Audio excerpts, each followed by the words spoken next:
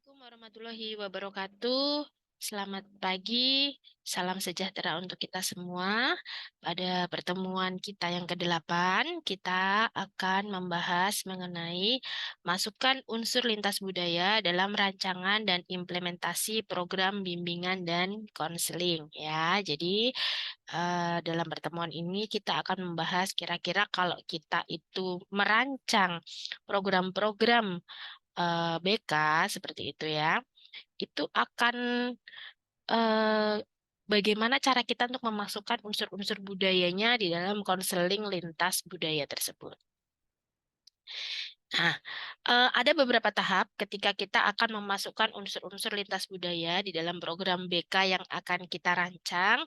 Yang pertama kali kita lakukan itu tentu saja melakukan pengkajian ya. Jadi ketika kita melaksanakan bimbingan dan konseling itu tidak semata-mata oh ada orang yang datang ke kita kemudian kita menawarkan bantuan, kita dengarkan dan sebagainya tidak.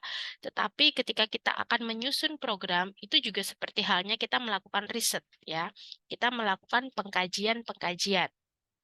Pengkajian di sini bisa dilakukan dalam studi literatur, kemudian bisa observasi secara intensif gitu ya. Kemudian bisa juga aktif partisipasi gitu ya dengan pergaulan klien kita. Nah, terutama ini bagi yang menjadi BK di sekolah ya. Karena kalau BK di sekolah itu berarti dia setiap hari berinteraksi dengan kliennya, baik itu klien maupun calon kliennya ya. Nah, di sini kita bisa melihat bagaimana perilaku mereka, kebiasaan, kemudian bagaimanakah tren yang berkembang, budaya-budaya apa yang dominan, adakah yang kemudian memiliki kebudayaan yang sangat berbeda, itu bisa kita amati. Nah, kita bisa melakukan pengkajian ini sepanjang tahun seperti itu ya kalau kita di sekolah. Nah, bagaimana kalau misalnya bukan di sekolah? Nah, ketika kita bukan di sekolah, maka kita tetap akan eh, melaksanakan pengkajian. Tetapi bedanya tentu saja kita tidak bisa berpartisipasi aktif gitu ya, tetapi kita bisa melakukan pengamatan secara intensif ya, kita mendengarkan dari cerita atau apa yang disampaikan oleh klien kita. Pengkajian ini terutama difokuskan untuk menjawab tantangan bahwa terutama kalau konselor sekolah itu ya yang bekerja dengan individu yang berbeda dengan latar belakang budayanya ini mampu gitu ya untuk mendemonstrasikan pemahaman dan memberikan apresiasi kepada mereka yang memang memiliki kebudayaan yang berbeda. Ya, jadi yang namanya kebudayaan tentu saja tidak bisa hilang begitu saja dan dia akan sangat mempengaruhi bagaimana cara pandang, pola pikir, dan sebagainya ya. Sehingga kalau kita memaksakan bahwa mereka harus ngikut kita, tentu itu menjadi tidak adil dan juga menjadi justru kontraproduktif. Nah, eh, ketika kita melihat dari program BK yang akan kita susun, kita harus melihat kemampuan dan kesanggupan untuk melihat budaya yang berbeda. Nah, kemampuan dan kesanggupan tersebut itu tujuannya untuk apa sih gitu ya? Yang pertama adalah sebagai pernyataan tujuan yang akan dicapai melalui program bimbingan dan konseling yang dirancang ya. Jadi, kalau kita mau mendesain sebuah rancangan program, ya tentu saja kita punya tujuan gitu ya dan kita eh, ingin apa yang menjadi tujuan itu tentu saja tercapai. Nah, kalau kita ingin tujuan tersebut tercapai, maka kita juga harus memastikan kita mampu dan sanggup. Yang kedua adalah keterampilan-keterampilan yang bersifat responsif ini untuk kepentingan layanan konseling terhadap klien. Jadi memang kita klien center ya. Jadi kita memastikan bahwa klien kita itu bisa mendapatkan apa yang eh, diharapkan dari proses konseling ini. Kemudian eh, kalau ya tadi memasukkan unsur lintas budaya itu yang pertama dengan pengkajian, yang kedua adalah dengan merefleksikan kondisi lingkungan budaya. Ya, merefleksikan ini artinya apa? Ya, kita melihat atau kita mengamati, kemudian kita eh, memasukkan di dalam pemahaman kita, kemudian menjadikan itu sebagai bahan pertimbangan kita, ya. Apa saja yang direfleksikan? Yang pertama adalah keragaman asal-usul personil sekolah dan pola interaksi yang terjadi di sana, ya. Jadi kita harus memahami bagaimana cara komunikasi yang terjadi di suatu wilayah di tempat kita itu melaksanakan konseling seperti itu ya. Jadi bisa jadi apa yang di tempat semula kita itu dianggap hal yang wajar akan menjadi hal yang tidak pas di tempat yang baru ataupun sebaliknya. Nah, kalau kita sudah dalam lingkungan sekolah itu mungkin orangnya sudah sangat bermacam-macam, apalagi misalnya kita ditempatkan atau kita bekerja di kota besar misalnya, di mana banyak sekali orang itu berasal dari berbagai wilayah yang ada. Nah, di sini tantangannya tentu saja lebih besar lagi karena otomatis budayanya sudah campur aduk gitu ya, bermacam-macam. Kemudian refleksi ini juga menyangkut mengenai berbagai variabel latar belakang yang memungkinkan terjadinya bias budaya. Ya, jadi jangan sampai ada kesalahpahaman budaya atau kita menganggap bahwa budaya kita dijadikan sebagai tolak ukur atas budaya orang lain.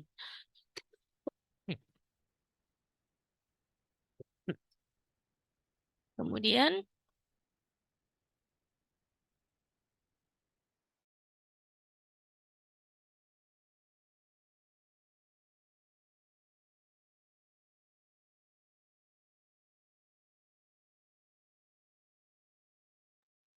ya maaf saya lanjutkan. Yang ketiga itu adalah kita merefleksikan budaya organisasi dan kepemimpinan yang berkembang di tempat tersebut atau di sekolah tersebut. Ya, karena budaya organisasi itu akan menentukan walaupun di daerah yang sama, tetapi dia sekolah yang berbeda itu juga bisa menghasilkan budaya organisasi yang berbeda. Sebagai contoh misalnya sekolah negeri dengan sekolah swasta misalnya. Pengalaman saya ketika saya pernah mengambil data seperti itu ya, menghadapi siswa dari SMA negeri dengan siswa dari SMA swasta, itu memang mereka memiliki pola komunikasi, kemudian tolak ukur attitude yang berbeda gitu ya. Jadi perilaku itu misalnya di sekolah negeri mereka lebih ketat dan kemudian mereka lebih sangat mematuhi aturan yang ada, cara berbicara mereka kepada guru juga sangat tertata sekali, teratur. Berbeda misalnya dengan di swasta yang mereka jauh lebih santai dan menganggap guru-guru yang ada itu seperti teman mereka gitu ya. Jadi mereka akan cenderung menggunakan bahasa yang santai atau informal. Nah, kita harus lihat gimana budaya yang berkembang di sana gitu ya. Kita tidak bisa menggunakan tolak ukur negeri di swasta atau sebaliknya misalnya. Tetapi kita lihat dulu budaya organisasi yang berkembang di sana itu seperti apa.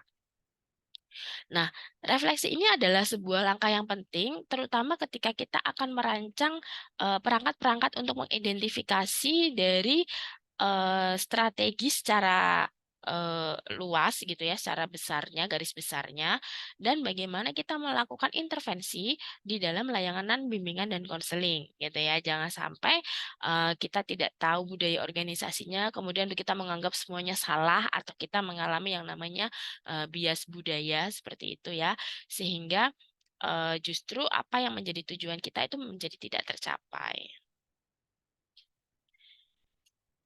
Nah, hasil dari kita melakukan langkah pertama dan yang kedua tadi, itu adalah kita menyusun program bimbingan dan konseling yang responsif secara budaya, artinya peka terhadap budaya.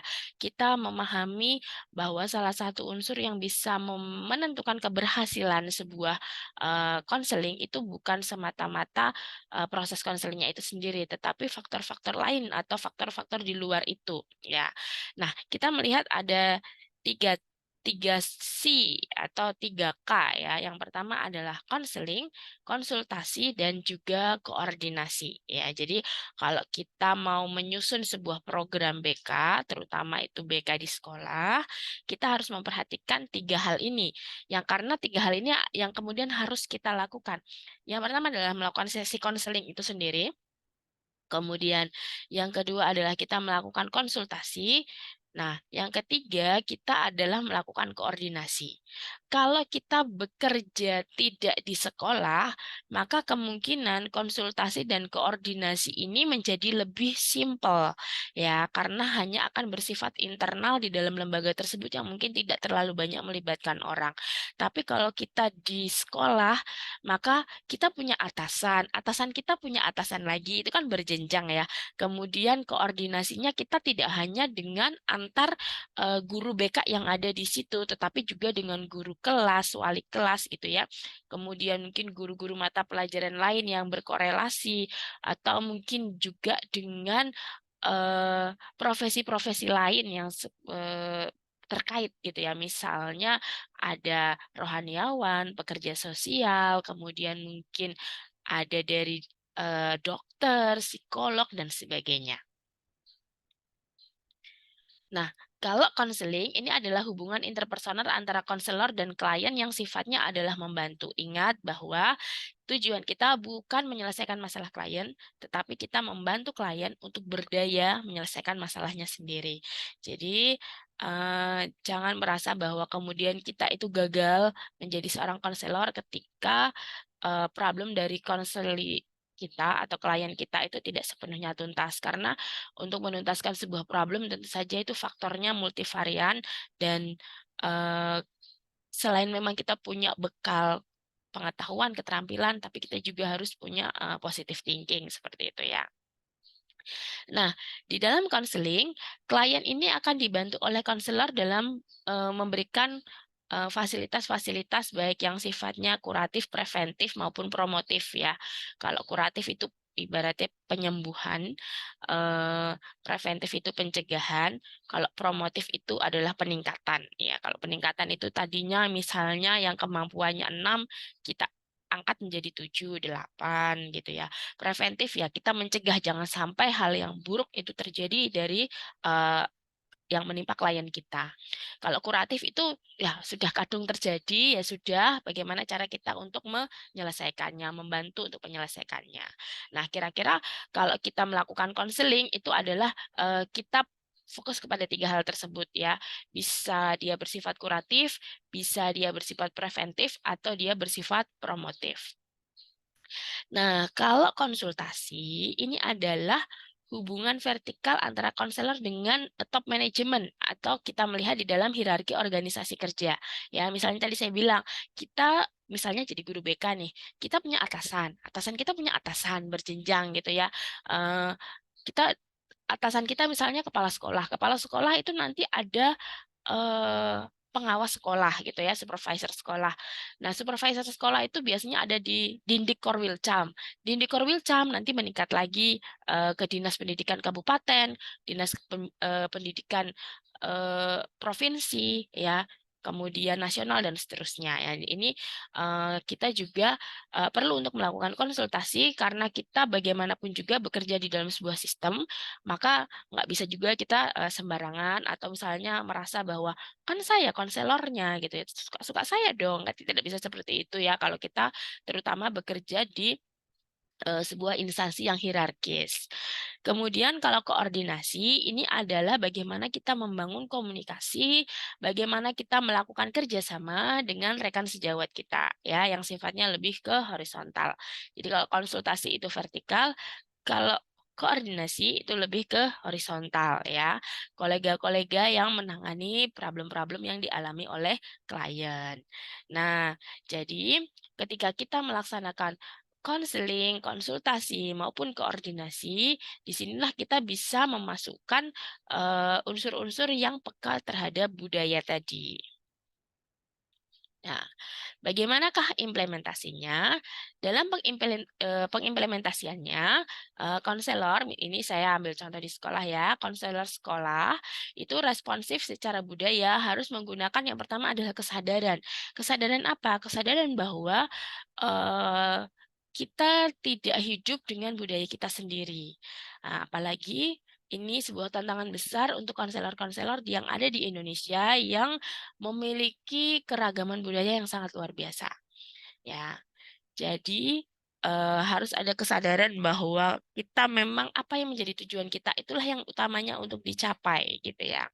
Yang kedua adalah pengetahuan. Nah, pengetahuan ini adalah pintu masuk bagi kita seorang konselor ini untuk bisa membantu klien menyelesaikan masalahnya ya. Jadi wajib untuk memiliki pengetahuan, tidak semata-mata kita tahu oh dia beda suku atau dia beda pemikiran, dia beda kan saya bilang kemarin ya, beda generasi saja itu sudah berbeda budaya. Maka kita harus mengetahui eh, klien kita itu kebudayaannya bagaimana, ya pola pikirnya bagaimana, bagaimana dia dibesarkan, bagaimana lingkungannya dan seterusnya. Kemudian keterampilan-keterampilan multibudaya. Nah, ini keterampilan multibudaya ini bagaimana kita bisa bersikap ya menyesuaikan dengan budaya yang dipahami atau yang dialami oleh si klien kita ya. Jadi bagaimana kita bersikap yang acceptable atau bisa diterima.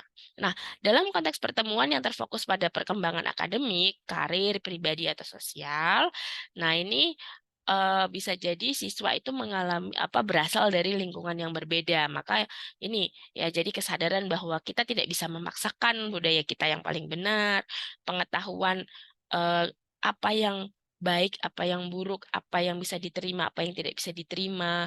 Nah, itu juga menjadi sebuah catatan bagaimana kita itu eh, bisa memasukkan unsur-unsur budaya di dalam sistem konseling kita. Oke, that's all materi pengantar yang bisa saya berikan.